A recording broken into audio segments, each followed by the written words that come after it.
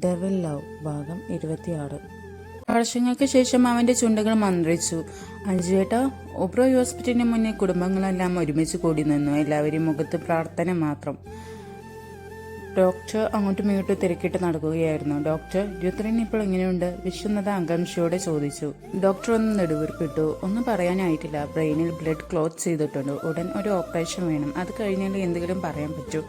എല്ലാവരും ശ്വാസം അടക്കി ഡോക്ടറെ നോക്കി. ഓപ്പറേഷൻ സക്സസ് ആകാനുള്ള സാധ്യത കുറവാണ്. ഒന്നെങ്കിൽ ജീവൻ തിരിച്ചു കിട്ടില്ല, അല്ലെങ്കിൽ കോമയിലേക്ക് പോകാം. അതുമല്ലെങ്കിൽ ശരീരത്തിന്റെ ഏതെങ്കിലും ഭാഗം പാരലൈസ് ആകാനും സാധ്യതയുണ്ട്. ഡോക്ടറുടെ വാക്കുകൾ കേട്ട് എല്ലാവരുടെയും മുഖത്ത് ഭയം നിറഞ്ഞു. ഞങ്ങളുടെ പരമാവധി ശ്രമിക്കാം സർ. അത്രയും പറഞ്ഞ ഡോക്ടർ ഓപ്പറേഷൻ തിയേറ്ററിലേക്ക് നടന്നു. മണിക്കൂറുകൾ നീണ്ടു ഓപ്പറേഷൻ. പക്ഷേ ഓപ്പറേഷൻ കഴിഞ്ഞിട്ടും രുദ്രൻ കണ്ണുകൾ തുറന്നില്ല. വിവരമറിഞ്ഞ ഉടനെ നിരഞ്ജൻ ചെന്നൈയിൽ നിന്ന് മുംബൈയിലേക്ക് തിരിച്ചു. അപ്പോഴേക്കും വിക്രം അർജുന്റെ അടുത്തേക്ക് വന്നു. അജു അവനെ നോക്കി. രുദ്രന്റെ വണ്ടി ലോറിയിൽ പോയി ഇടിച്ചതാണ്. വണ്ടിയിൽ ബ്രേക്ക് ഫെയിലർ ഒന്നുമില്ല. അവിടെയുള്ള CCTV ദൃശ്യങ്ങളിൽ നോക്കിയപ്പോൾ അവൻ മനഃപൂർവ്വം ചെയ്തതുപോലെയാണ് തോന്നുന്നത്. അവൻ എന്താടാ പറ്റിയത്? ഗൗതം ചോദിച്ചു. അർജുൻ മറുപടി പറയാതെ തന്റെ ഫോൺ വിക്രത്തിന് നേരുന്നു. അതിൽ കുറച്ചു നേരം മുമ്പ് രുദ്രൻ അയച്ച ഒരു വോയിസ് മെസ്സേജ് ഉണ്ടായിരുന്നു. അജുവേട്ടാ. അവന്റെ ശബ്ദം ഇടയറിയിരുന്നു. ഏട്ടാ, ഐ എം സോറി ഏട്ടാ, എനിക്ക് തെറ്റുപറ്റിപ്പോയി, എന്നോട് ക്ഷമിക്കേട്ടാ. അത്രയും പറഞ്ഞായിരുന്നു ആ മെസ്സേജ് അവസാനിച്ചത്. എന്താണിത്? വിക്രം നെട്ടലോടെ ചോദിച്ചു. കുറച്ച് നിമിഷങ്ങൾക്ക് മുമ്പ് അവൻ അയച്ചതാണ്. എന്താ ഇതിന്റെ ഒക്കെ അർത്ഥം? വിക്രം ചോദിച്ചു. അർജുന്റെ മുഖത്ത് നിർവൈകാരത മാത്രമായിരുന്നു. അറിയില്ല. കുറച്ചു നിമിഷം അവൻ മിണ്ടാതിരുന്നു. പിന്നെ പതിഞ്ഞ ശബ്ദത്തിൽ അവൻ പറഞ്ഞു തുടങ്ങി. അവൻ എത്ര വർഷങ്ങൾക്ക് ശേഷമാണെന്നറിയോ എന്നെ ഏട്ടാ എന്ന് വിളിക്കുന്നത്? അത് പറയുമ്പോൾ അർജുന്റെ ശബ്ദം ഇടറി. ഒരു നിമിഷം എനിക്ക് എന്റെ പഴയ റൂഡിയെ തിരികെ കിട്ടിയതുപോലെ തോന്നി. അവന്റെ കണ്ണുകൾ നിറഞ്ഞു. പക്ഷെ കണ്ടോ? അവൻ ആശുപത്രി വാതിലിലേക്ക് നോക്കി. ജെവിന് വേണ്ടി അവൻ മല്ലിടുകയാണ്. അപ്പോഴാണ് ഇഷാനിയും ഗായും എല്ലാം വിവരം അറിഞ്ഞ് ഹോസ്പിറ്റലിൽ വരുന്നത്. ഹോസ്പിറ്റലിന്റെ ഇടനാഴിയിൽ നിൽക്കുന്ന അർജുനെയും കൂട്ടരെയും കാണുന്നത്. സർ, ഞങ്ങൾ ഇപ്പോഴാണ് അറിഞ്ഞേ. എന്താ പറ്റിയേ? ദേവ് ചോദിച്ചു. ആക്സിഡന്റ് ആണ്. അവരൊക്കെ അകത്തുണ്ട്. നിങ്ങൾ അവിടേക്ക് ചെല്ലുക, ഗൗതം പറഞ്ഞു. അവന് ഓപ്പറേഷൻ തിയേറ്ററിൽ മാറ്റിയിട്ടുണ്ട്. അവിടെ എല്ലാവരും ഉണ്ട്. അവർ അങ്ങോട്ട് നടന്നു. അവർ വീട്ടുകാരുടെ അടുത്ത് പോയി നിന്നു. അവർ ഒക്കെ അവിടെയുള്ളവരെ സമാധാനിപ്പിച്ചു കൊണ്ടിരുന്നു. ഇത് കണ്ടാണ് അർജുനും ഗൗതമും വിക്രമും നിരഞ്ജനും അങ്ങോട്ടേക്ക് വരുന്നത്. മണിക്കൂറുകൾ വീണ്ടും കടന്നുപോയി. ഒടുവിൽ ഡോക്ടർ ഓപ്പറേഷൻ തിയേറ്ററിന്റെ പുറത്തേക്ക് വന്നു. ഡോക്ടർ വിശ്വനാഥൻ ആകാംക്ഷയോടെ മുന്നോട്ട് ചെന്നു. ഡോക്ടർ എല്ലാവരെയും നോക്കി. ഡോക്ടർ, വിശ്വനാഥൻ അയാളെ വിളിച്ചു. ഒരു നിമിഷം ഡോക്ടർ വാക്കുകൾക്കായി ബുദ്ധിമുട്ടി. സോറി സർ, ഞങ്ങൾ കഴിവിന്റെ പരമാവധി ശ്രമിച്ചു. പക്ഷേ ഡോക്ടറുടെ കണ്ണുകൾ താഴ്ന്നു. ഹീസ് നോമർ. ആ വാക്കുകൾ കേട്ടതും അവിടെ ഒരു നിമിഷം നിശബ്ദത പടർന്നു. പിന്നീട് അവിടെ കൂട്ടക്കരച്ചിലുയർന്നു. വിവരമറിഞ്ഞ ഗായുവിന്റെ വിഷുവിന്റെ വീട്ടിലുള്ളവർ മുംബൈയിലെത്തി. ഏതാനും മാസങ്ങൾക്കുള്ളിൽ വിവാഹം നടക്കാനിരുന്ന ആ വീട്ടിൽ ഇപ്പോൾ മരണത്തിന്റെ കറുത്ത നേര് വീണിരുന്നു. രുദ്രന്റെ കർമ്മങ്ങൾ എല്ലാം നടന്നു. ഇഷാനിയും ഗായും കിച്ചും ദേവും എല്ലാം തിരികെ പോവാൻ ഇഷാനി അർജുന്റെ അടുത്തേക്ക് നടന്നു. ഞങ്ങൾ ഇറങ്ങട്ടെ എന്നാ അവൾ അർജുനെ നോക്കി പറഞ്ഞു. ദിവസങ്ങളും ആഴ്ചകളും വീണ്ടും കടന്നുപോയി. രുദ്രന്റെ മരണത്തിന്റെ ആഘാതത്തിൽ നിന്ന് എല്ലാവരും പതിയെ പുറത്തേക്ക് വരാൻ ശ്രമിച്ചു. എല്ലാവരുടെ ഉള്ളിൽ നിരാശയുണ്ടായിരുന്നു. എങ്കിലും ജീവിതം മുന്നോട്ട് പോയി. ഓരോരുത്തരും അവരവരുടെ ജീവിതത്തിലെ തിരക്കുകളിലേക്ക് പതിയെ തിരിഞ്ഞു. മാസങ്ങൾ വീണ്ടും കടന്നുപോയി. ഒടുവിൽ കല്യാണത്തിന്റെ തിരക്കുകൾ തുടങ്ങി. വിവാഹത്തിന് ഇനി കൃത്യം 3 മാസം മാത്രം. 2 വിവാഹങ്ങളും ഒരുമിച്ച് ആയതിനാൽ എല്ലാവരും നല്ല തിരക്കിലായിരുന്നു. ഇന്ന് ഓഫീസിലും നല്ല തിരക്കായിരുന്നു. ഇഷുവും ദേവും കിച്ചുമൊക്കെ നേരത്തെ തന്നെ ഓഫീസിലെത്തി ജോലി ആരംഭിച്ചിരുന്നു. അതിനിടയിലാണ് അർജുൻ അങ്ങോട്ട് നടന്നു വന്നത്. Ishani, come to my cabin. അത്രയും പറഞ്ഞ് അവൻ അകത്തേക്ക് പോയി. അവന്റെ മുഖത്ത് പതിവില്ലാത്തത്ര ഗൗരവം നിറഞ്ഞിരുന്നു. ഇഷാനി എഴുന്നേറ്റു അവന്റെ ക്യാബിനിലേക്ക് നടന്നു. ഡോറിൽ മുട്ടിയ ശേഷം അവൾ അകത്തേക്ക് കയറി. സർ. ഹാ ഇഷാനി. അർജുൻ അവളെ ഗ്രൂപ്പുമായുള്ള പ്രൊജക്റ്റിന്റെ ഫയൽ നിന്നെ ഏൽപ്പിച്ചിരുന്നില്ലേ? അത് ഇങ്ങോട്ട് എടുത്ത് കൊണ്ടുവാ. Okay sir. അവൾ തിരികെ തന്റെ ക്യാബിനിലേക്ക് പോയി. ലോക്കർ തുറന്ന് ഫയൽ നോക്കി. പക്ഷെ ഫയൽ അവിടെ ഉണ്ടായിരുന്നില്ല. അവൾ വീണ്ടും എല്ലായിടത്തും തിരിഞ്ഞു. കുറെ നേരം തിരിഞ്ഞിട്ടും ഫയൽ കണ്ടെത്താനായില്ല. അവളുടെ ഉള്ളിൽ ആദ്യം നിറഞ്ഞു. ഈശ്വര, ഇതെവിടെ പോയി? അവൾ നെഞ്ചിൽ കൈവച്ചു. കുറച്ചു നേരമായിട്ടും ഇഷാനിയെ കാണാതായതോടെ അർജുൻ ക്യാബിനിൽ നിന്ന് പുറത്തേക്ക് വന്നു. അവൻ നേരെ ഇഷാനിയുടെ ക്യാബിനിലേക്ക് നടന്നു. വാതിൽ തുറന്നതും അർജുൻ കാണുന്നത് തലയിൽ കൈവച്ചിരിക്കുന്ന ഇഷാനിയാണ്. എന്ത് പറ്റി ഇഷാനി? എന്തു പറ്റി ഇഷാനി? അവൻ്റെ ശബ്ദത്തിൽ ആശങ്ക നിറഞ്ഞു. ഇഷാനി പതിയെ കണ്ണുകൾ ഉയർത്തി അവനെ നോക്കി. എന്താ ഇഷാനി? അർജുൻ്റെ മുഖത്ത് ആദ്യം നിറഞ്ഞു. സർ, ആ ഫയൽ ഞാൻ എൻ്റെ ലോക്കറിലാണ് വെച്ചത്, പക്ഷേ ഇപ്പോൾ അത് കാണാനില്ല. വാട്ട്?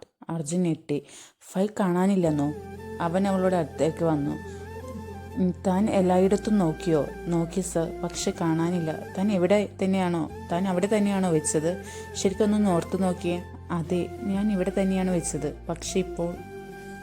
ഇഷാനിയുടെ വാക്കുകൾ മുറിഞ്ഞു. അർജുന് തല പെരുക്കുന്നത് പോലെ തോന്നി. ഇഷാനി സർ, ഇഷാനി വിളിച്ചു. അർജുൻ ഒന്നും മിണ്ടാതെ നിന്നു. പിന്നെ പുറത്തേക്ക് പോയി. ഇഷാനി അവൻ്റെ പോക്ക് നോക്കി നിന്നു. അവളുടെ കണ്ണുകൾ നിറഞ്ഞു. അവൻ അതീവ ദേഷ്യത്തിലായിരുന്നു. അവൻ നേരെ പോയത് അവൻ്റെ ക്യാബിനിലേക്കായിരുന്നു. കുറച്ച് നിമിഷങ്ങൾ കഴിഞ്ഞതും ഇഷാനി പേടിയോടെ അർജുൻ്റെ ക്യാബിനിൽ പോയി. അവൻ തലയിൽ കൈ താങ്ങിയിരുന്നു. ഇഷാനി അത് കണ്ട് വിഷമത്തോടെ അവൻ്റെ അരികിൽ പോയി. വിറന്ന കൈയോടെ അവൾ അവൻ്റെ തോളിൽ തൊട്ടു. കത്തുന്നൊരു നോട്ടമായിരുന്നു അവൻ്റെ പക്കൽ നിന്ന് കിട്ടിയത്. അവൾ പെട്ടെന്ന് കൈയെടുത്തു. അവളുടെ കണ്ണുകൾ നിറഞ്ഞു. അത് കണ്ടപ്പോൾ അവൻ്റെ ദേഷ്യം വർദ്ധിച്ചു. അവൻ ടേബിളിൽ ഇരുന്ന ഒരു ഫ്ലവർ പോട്ട് എടുത്ത് ദേഷ്യത്തോടെ തെക്കിറന്നു. Stop it! അവൻ ദേഷ്യത്തിൽ അലറി. ഇഷാനി നെട്ടി അവനെ നോക്കി. അവൻ്റെ മുഖത്ത് ദേഷ്യം കത്തിക്കൊണ്ടിരുന്നു. You have become so irresponsible Ishani, അവൻ പല്ലടിച്ചുകൊണ്ട് പറഞ്ഞു. അവളുടെ ഹൃദയം അവൻ്റെ വാക്കിൽ മുറിവുപെട്ടു. സോറി അനി, എനിക്ക് നിന്നെ ഇപ്പോൾ വേദനിപ്പിച്ചേ പറ്റൂ, അവൻ മനസ്സിൽ പറഞ്ഞു. ഞാൻ അവിടെ തന്നെയാണ് വെച്ചത്. Then where the hell is it? അവൻ്റെ ശബ്ദം ഇഷാനി ഭയത്തോടെ അവനെ നോക്കി. Do you even realise how important that file is? We have to submit it today, അവൻ ദേഷ്യത്തോടെ പറഞ്ഞു. അവളുടെ കണ്ണുകൾ നിറഞ്ഞുകൊണ്ടിരുന്നു. അവൻ അവളിൽ നിന്ന് മുഖം തിരിഞ്ഞു നിന്നു. ഗെറ്റ് ഔട്ട് ഇഷാനി, അവൻ പറഞ്ഞു. അവൾ കരഞ്ഞുകൊണ്ട് ക്യാബിൽ നിന്ന് ഇറങ്ങിപ്പോയി. അവൾ നേരെ പോയത് വാശേരിയിലാണ്. അവൾക്ക് എന്തോ വല്ലാത്ത സങ്കടം തോന്നി. ഇന്ന് വരെ അർജുൻ അവളോട് ഇത്രയും ദേഷ്യപ്പെട്ട് സംസാരിച്ചിട്ടില്ല. ആദ്യമായി അവൻ്റെ കയ്യിൽ നിന്ന് വഴക്ക് കേട്ടപ്പോൾ വല്ലാതെ വിഷമമായി അവൾക്ക്. ഒപ്പം തൻ്റെ ശ്രദ്ധക്കുറവ് കാരണം അവൾക്ക് എന്തെങ്കിലും നഷ്ടം സംഭവിക്കുമോ എന്ന വിഷമവും ഉണ്ട് അവൾക്ക്. ഈ സമയം അർജുൻ്റെ മുഖം വലിഞ്ഞു മുറുകി. ഇല്ല, ഇത് ചെയ്തവരെ ഞാൻ വെറുതെ വിടില്ല. നിങ്ങൾ കാരണം ഞാൻ എൻ്റെ ആണ് എനിക്ക് അവളോട് ഇത്രയും ദേഷ്യത്തിൽ സംസാരിക്കേണ്ടി വന്നത്. അവളുടെ കണ്ണ് നിറഞ്ഞിട്ട് എനിക്കൊന്നും ചെയ്യാൻ പറ്റാതെ നിൽക്കേണ്ടി വന്നത്. ഇതേ സമയം ഓഫീസിലെ ഒരു മൂലയിൽ ഒരാൾ ഫോണിൽ സംസാരിക്കുന്നു. D Geethu, line success. ഇന്ന് അർജുൻ സർ ഇഷാനി ഒരുപാട് വഴക്ക് പറഞ്ഞു. ആണോ? ഗീത ചോദിച്ചു. അവളുടെ ചുണ്ടിൽ തങ്ങളുടെ പ്ലാൻ വിജയിച്ചതിൻ്റെ ഒരു പുഞ്ചിരി ഉണ്ടായിരുന്നു. എടി, ഞാനാണ് ഫയൽ മാറ്റിയതെന്ന് അറിഞ്ഞാൽ അതോർത്ത് എനിക്ക് നല്ല പേടിയുണ്ട് ഗീതു ഒന്നുമില്ലടാ ദിയ, ആരുമൊന്നും അറിയില്ല. ഇനി അവളെ അവിടെ നിന്ന് അർജുൻ സാർ പുറത്താക്കണം, പിന്നെ രണ്ടും അടിച്ചു പിരിയണം. അതാ എനിക്ക് വേണ്ടേ. എന്നാൽ ബൈ ഗീതു, ബൈ ദിയ. അന്ന് പിന്നെ യേശു അർജുൻ്റെ ക്യാബിനിൽ പോയില്ല. ഹെഡേക്ക് ആണെന്ന് പറഞ്ഞ യേശു ഹാഫ് ഡേ ലീവ് എടുത്തു പോയി. ഫ്ലാറ്റിലെത്തിയിട്ടും അവളുടെ മനസ്സ് ശാന്തമായില്ല. പെട്ടെന്ന് അവളുടെ ഫോൺ ബെൽ ചെയ്തു. Unknown number. യേശു ഫോൺ എടുത്തില്ല. വീണ്ടും ആ നമ്പറിൽ നിന്ന് കോൾ വന്നു. ഇഷു ദേഷ്യത്തിൽ ഫോൺ അറ്റൻഡ് ചെയ്ത് ചെവിയോട് ചേർത്ത് വെച്ചു. ഹലോ, അവൾ ദേഷ്യത്തിൽ പറഞ്ഞു. ഹലോ ഇഷാനി, ആരാ? അപ്പുറത്തു നിന്നൊരു അട്ടഹാസമാണ് കേട്ടെ. ആരാ നിങ്ങൾ? ഇഷാനി വീണ്ടും ചോദിച്ചു. ഞാൻ ആരാ എന്ന് അത് ഇപ്പോൾ നീ അറിയണ്ട. കാര്യം എനിക്ക് നല്ലോണം അറിയുന്ന ഒരാളാണ് ഞാൻ. തുടരും. സ്റ്റോറി ഇഷ്ടപ്പെട്ട ലൈക്ക് ചെയ്യുക, ഷെയർ ചെയ്യുക, സബ്സ്ക്രൈബ് ചെയ്യുക, കമൻറ്റ് ചെയ്യുക. അഭിപ്രായങ്ങൾ പറയാൻ നെഗറ്റീവായാലും പോസിറ്റീവായാലും പറഞ്ഞോളൂ, കുഴപ്പമില്ല. ഞാനിതിനൊരു പ്രൊഫഷണലായിട്ടുള്ള റൈറ്ററോ കാര്യങ്ങളൊന്നുമല്ല. ഞാനിങ്ങനെ ഡിഗ്രി കഴിഞ്ഞപ്പോൾ വെറുതെ ഇരിക്കുകയാണ്. ഹസ്ബൻഡ് വീട്ടിൽ വെറുതെ ഇരുന്നപ്പോൾ ബോറടിച്ചപ്പോൾ ചെയ്തൊരു പ്രവൃത്തി. കോഴ്സിനൊന്നും ചേർക്കുന്നില്ല, ഞാനും ചേർന്നിട്ടില്ല. അപ്പോൾ ഞാൻ വെറുതെ ഇങ്ങനെ ഇരുന്നപ്പോൾ ചെയ്യാൻ വേണ്ടിയിട്ട് ഞാൻ ചെയ്തത് മാത്രം. ലെവലൊക്കെ വായിച്ചിട്ട് ഒരു ഇൻട്രസ്റ്റിൽ ഞാൻ ചെയ്തത് മാത്രമേ ഉള്ളൂ. അപ്പോൾ അതിൽ പ്രൊഫഷണലായി ടച്ച് ആയിട്ടുള്ള രീതിയിലൊന്നും ഇതിൽ കാണാൻ കഴിയില്ല. പിന്നെ ഞാൻ ഇൻട്രോവേർട്ട് ആയിട്ടുള്ള വ്യക്തിയാണ്. അതുകൊണ്ട് സംസാരിക്കാനും കൂടി എനിക്ക് ഒരു കോൺഫിഡൻസ് ആയിക്കോട്ടെ എന്ന് കരുതിയിട്ട് ഞാൻ ചെയ്യുന്നൊരു കാര്യം മാത്രമാണിത്. അത് ആ രീതിയിൽ മാത്രം എടുത്താൽ മതി. മറ്റുള്ള സ്റ്റോറീസ് പോലെ ഭയങ്കര ട്വിസ്റ്റോ കാര്യങ്ങളോ ഒന്നും ഉണ്ടാവില്ല. മറ്റുള്ള സ്റ്റോറീസ് പോലെ ട്വിസ്റ്റോ കാര്യങ്ങളോ ഒന്നും ഉണ്ടാവില്ല. ഒരു എൻ്റെ മനസ്സിൽ വരുന്ന എന്താ ഞാൻ അതേപോലെ എഴുതാം. അത് സ്റ്റോറിയായിട്ട് എനിക്ക് കാണാൻ പറ്റുമെങ്കിൽ കാണാം. സ്റ്റോറിയായിട്ട് കാണാൻ പറ്റുന്നുണ്ടെങ്കിൽ നമ്മളത് കാണാൻ ശ്രമിക്കുക. അത്രയുള്ളൂ, അങ്ങനെ പറയാൻ പറ്റുള്ളൂ. പിന്നെ ഇഷ്ടപ്പെട്ട ലൈക്ക് ചെയ്യുക, ഷെയർ, സബ്സ്ക്രൈബ്, കമൻറ്റ് ഒന്നും കൂടി പറയണേ.